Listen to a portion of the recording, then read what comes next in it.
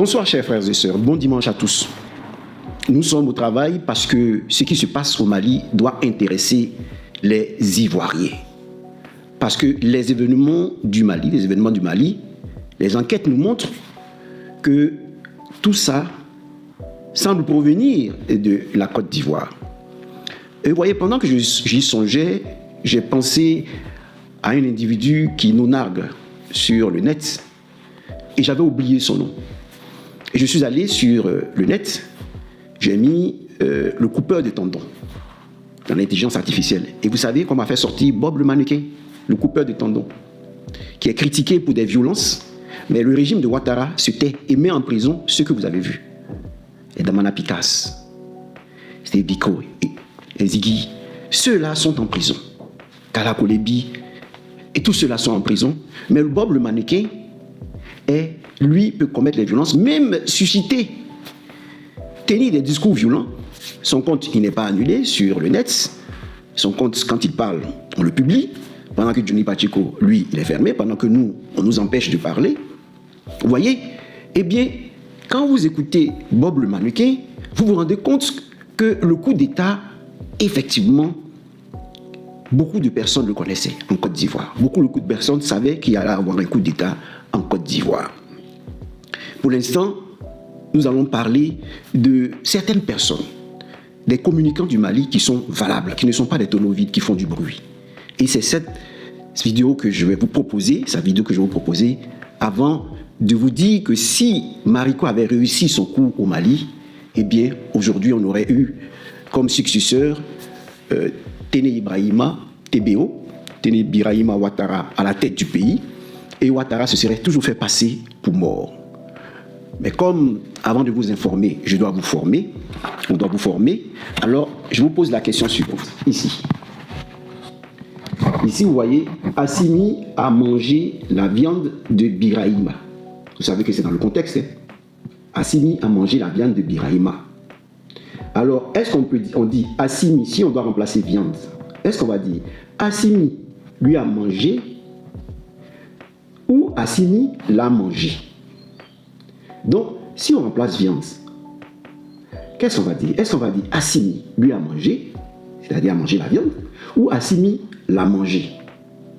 Qu'est-ce qu'on dit? Je sais que beaucoup vont dire, non, l'autre, cette phrase-là, ça sonne mal. Alors, pour vous piéger, j'ai dit de m'écrire à la fin l'orthographe de manger. Si vous dites lui a mangé, qu'est-ce qu'on met?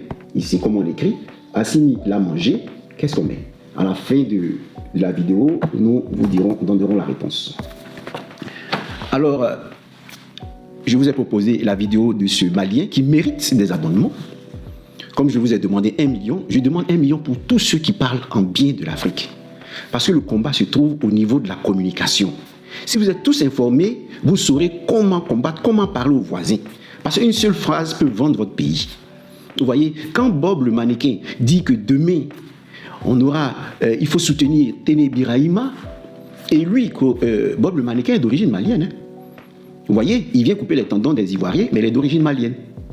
Et quand il parle en bien du Birahima Ouattara et il dit qu'ils vont encore régner pendant des années, on sent déjà que la vérité vient de la bouche des enfants, parce que c'est un enfant. Alors, écoutez ce que dit ce communicant malien, sur la situation actuelle au Mali, sur les enquêtes qui ont été menées. Il nous fait part d'une partie de l'enquête. Je vous dis, abonnez-vous nombreux à cet homme, comme vous devez vous abonner nombreux à 1 million de vues, d'abonnés à Météopolitique Ivoirienne. C'est ce que je demande pour tout le monde, pour Oxymore, pour Soldats de Babo, pour La Graine. Abonnez-vous parce que aujourd'hui, c'est le combat de la communication. Et si vous n'êtes pas informé, vous risquez de passer à côté de la plaque. Et ce ne serait pas bon pour vous, parce que l'heure a sonné. Alors écoutez ce monsieur vous parler, ce digne fils du Mali vous parler. De l'Algérie. Donc il leur promet le pouvoir, il promet à ses militaires de diriger l'armée une fois le pouvoir tombé. Et quand ils parviennent à prendre le contrôle du camp de Gao, les discours que ces militaires complices doivent tenir, il est en train de les préparer à ces discours. Il dire que le régime a trahi, que les terroristes ne sont plus leurs ennemis, que leurs ennemis ce sont désormais les militaires qui sont au pouvoir à Bamako et que ces militaires s'adressent à leurs frères d'armes de Bamako de se révolter pour mettre à terre les régimes et reconstruire un nouveau Mali. Omar Mariko va plus loin en demandant même de détruire totalement l'armée malienne pour la reconstruire sur une nouvelle base. Voilà le projet d'un homme politique malien réfugié en Côte d'Ivoire. De là, il se rend en Mauritanie où il rencontre les otages maliens et les terroristes à Fassala, qui est un village à la frontière mauritanienne, mais c'est un village qui est dans le territoire de la Mauritanie, contrairement à ce que France 24 essayait d'avancer. Voilà une partie du complot. Je m'arrête à cet extrait pour aujourd'hui. Suivez le reste des révélations. Voilà comment ils ont trahi le Mali. Je salue le procureur du tribunal militaire ici et l'excellent procureur du pôle judiciaire spécialisé en matière de criminalité et de terrorisme. La partie judiciaire est engagée déjà. Il y a des complices, des profils divers. Mais soyez sûrs.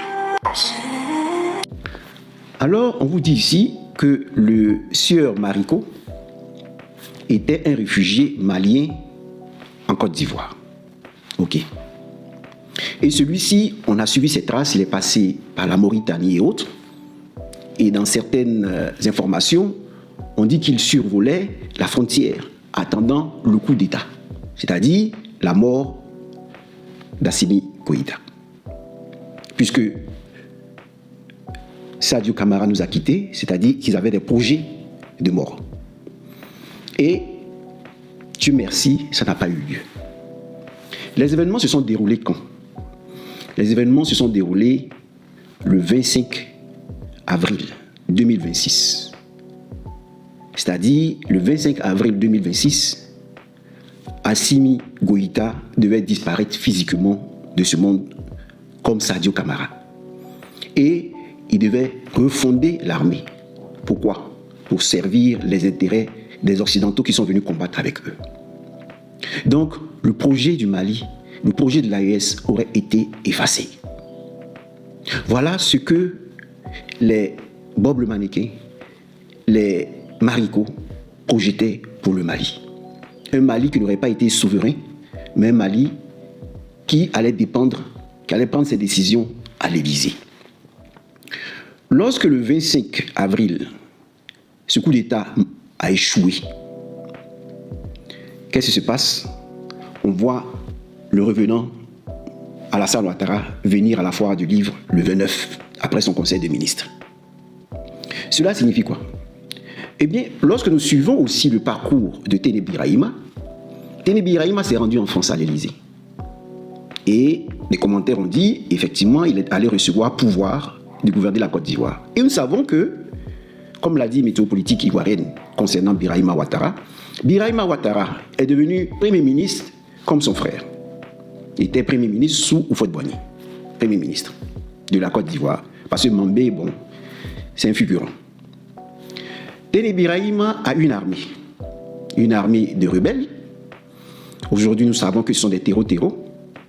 Parce que lorsque les jeunes du Nord, manipulés par Ouattara, étaient venus combattre pour eux une cause noble, mais ils ne savaient pas qu'ils étaient accompagnés de terreaux. Maintenant qu'eux se sont retirés, c'est-à-dire le Pansoro Guillaume en exil, on se rend compte qu'une bonne partie de ces rebelles étaient terreaux. Et ils sont allés rencontrer Ibrahim Traoré, ils ont cherché à se mettre à Ibrahim Traoré qui dit non, lui, il n'est pas dans ce type de choses. Ils ont été manipulés, certes, mais ils se repentent de ce qu'ils ont fait, parce qu'ils pensaient combattre pour une bonne cause. Et donc il a dit que son pays ne va jamais traiter avec les terreaux, ce que Blaise Compaoré a eu à faire. Donc aujourd'hui, il y a une scission entre les terreaux qui se battaient pour les Occidentaux et qui étaient venus avec les jeunes du Nord, faisant croire que les jeunes du Nord se battaient contre un Laurent Gbagbo, un président Gbagbo qui avait fait un complot contre les Djoula. Et ils se rendent compte qu'ils ont été, disons, blagués, manipulés. Et progressivement, avec leur désir de combattre pour la souveraineté, je parle de Tchani, Assimi Goïta et Ibrahim Traoré, eh bien, ils voient devant eux ceux avec qui ils ont combattu la Côte d'Ivoire hier. C'est-à-dire, en fait, c'était des terreaux. Et puisque c'était Blaise Compaoré qui chapeautait disons, la violation de l'intégrité territoriale du pays, parce qu'il y a une violation de l'intégrité territoriale du pays, il y a une violation. Jusqu'à présent, on subit cette violation. Surtout que le Pansoro Guillaume n'est plus avec eux, il est exilé. Donc on voit clairement que c'est les gens de l'Azawad qui prétendaient même être installés en Côte d'Ivoire. On a vu une vidéo futée là-dessus. Donc, ce sont des terreaux qui étaient venus prendre le poste du président Laurent Gbagbo, en faisant croire aux jeunes du Nord que c'était pour eux qu'ils combattaient.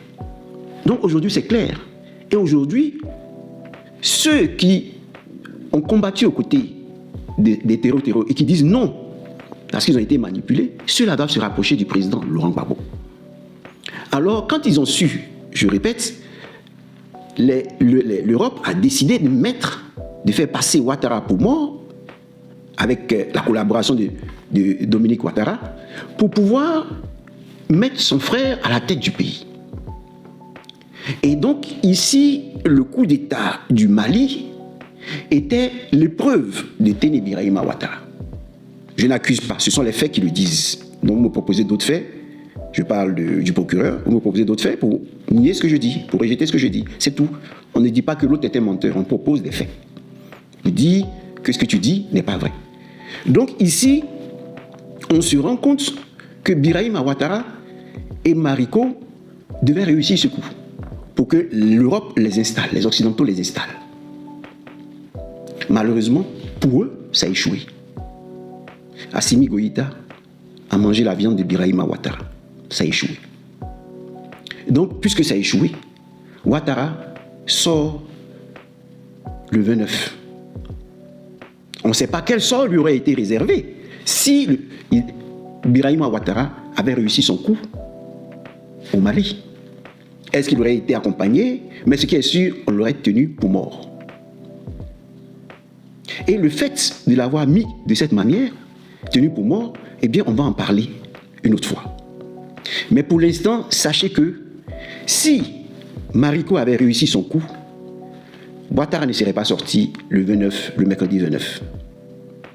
Parce que le Conseil des ministres allait être organisé, gouverné, mené par Birahima Ouattara. Parce qu'il avait déjà fait ça, le Conseil des ministres précédent.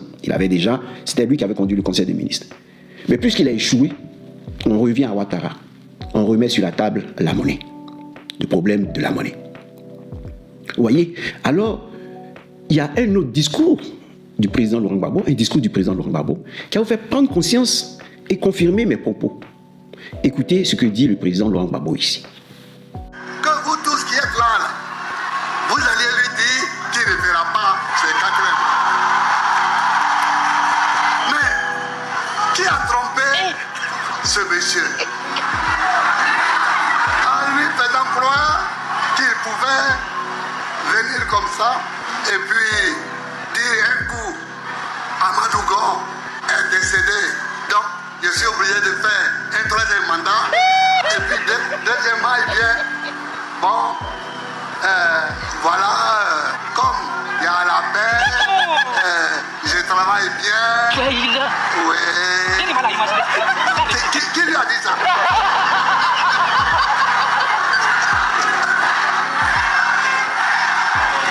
Celui qui lui a dit ça, la blague. Il ne faut même pas rêver, même pas à un autre moment.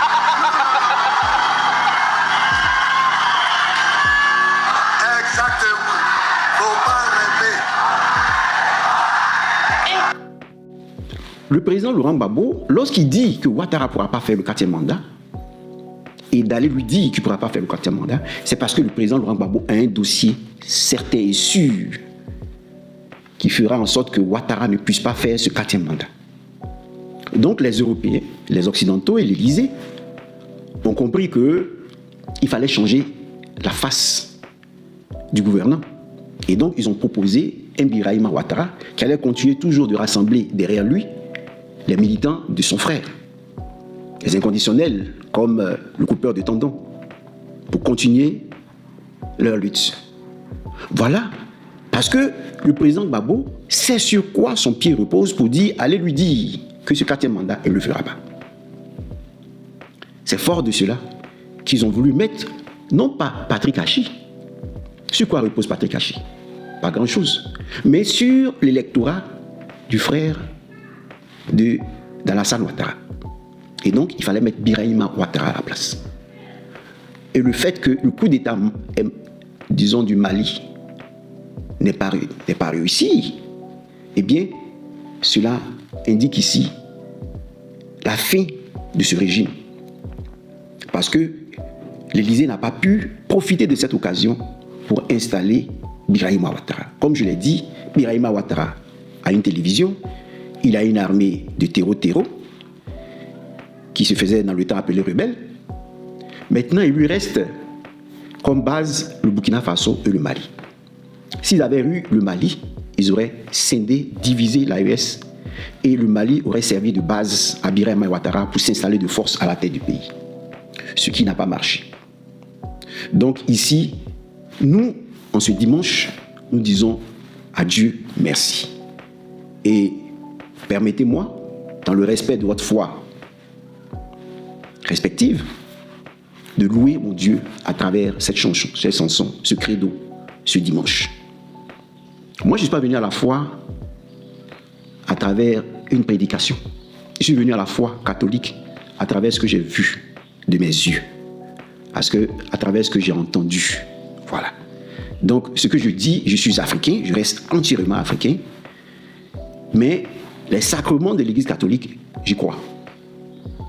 Parce que je ne dis pas ce que j'ai entendu, je dis ce que j'ai vu et entendu. Je ne dis pas parce que je n'ai pas une connaissance livresque de la Bible, j'ai une connaissance pratique et pragmatique des Saintes Écritures. Et donc, permettez-moi que je vous propose cette chanson pour vous dire que l'heure a sonné pour nous. L'heure est venue, la fin de ce régime est proche. Mais avant de finir de vous proposer ma chanson, je vais vous donner le résultat de la question. Assimi l'a mangé. Parce qu'on pose la question suivante. Assimi a mangé quoi? Il a mangé la viande de Birahima Ouattara, mais la viande. Et la viande, c'est le complément d'objet direct que vous voyez, complément d'objet direct. Et donc, ça s'accorde en genre et en nombre avec le verbe. Donc, la viande est féminin, donc on met e muet. La, manger et e muet. Si c'était des moutons ou des... Si c'était au pluriel, si c'était pas la viande, parce qu'on ne dit pas les viandes, on dit la viande. Si c'était Assimi Goïta à manger les feuilles, par exemple, on aurait mis EES. Ça laisse accorder en genre et en nombre. Mais comme c'est la viande, c'est masculin, c'est plutôt singulier, c'est pas pluriel, on met E, accent aigu, et E muet, parce que c'est la viande. Si c'était masculin et non féminin, on n'aurait pas mis E muet. Voilà. Donc, on ne dit pas Assimi lui a mangé, on dit Assimi l'a mangé. A mangé la viande, l'a mangé. Voilà pour ce qui concerne le complément d'objet direct placé avant le verbe. Alors, merci de m'avoir suivi. Abonnez-vous nombreux pour recevoir les informations et la formation pour que vous puissiez évoluer. Et je vous propose cette chanson, je partage avec vous cette chanson ce dimanche pour louer le Seigneur pour tout ce qu'il fait pour nous. Nous prions pour Sadio Camara. On ne dit pas père à son âme, on dit paix à son âme, parce que la paix soit sur lui, parce que beaucoup d'hommes se trompent en disant père à son âme. Non, c'est paix à son âme. Donc paix à l'âme de Sadio Camara, et que nous confions ce Jésus qui est attendu aussi par les musulmans à la fin des temps. Merci et à la semaine au lundi, à lundi.